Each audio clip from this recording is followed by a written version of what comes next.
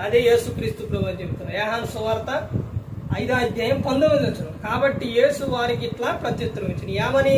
తండ్రి ఏది చేయుట కుమారుడు చూచును, అదే గాని తనంతట తాను ఏది కూడా చేయుడు అని చెబుతున్నారు. తల్లి అలా ఏ విధంగా కలిగి ఉండే, తల్లి ఫోన్ చూస్తే పిల్ల ఫోన్ చూస్తుంది. అదే పెద్దలు ఒక సామెత చెబుతారు. ఆ తల్లి అదే ఆవు ఎక్కడంట చేలో మేస్తే దూడ గట్టు మీద మేస్తుందా? మేయదు. అలాగే నువ్వే లక్షణం అయితే కలిగి ఉన్నావో, నువ్వు ఎలాగైతే ఉన్నావో నీ పిల్లలు కూడా ఆ విధంగా ఉంటారు. గురువు నువ్వెవరో తెలుసా?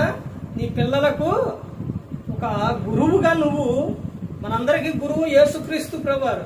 నీ పిల్లలకు ఒక గురువు అయ్యి నువ్వు ఏం చేయాలి? వాళ్ళు పెంచుకోవాలి. తల్లి ఒడి తర్వాత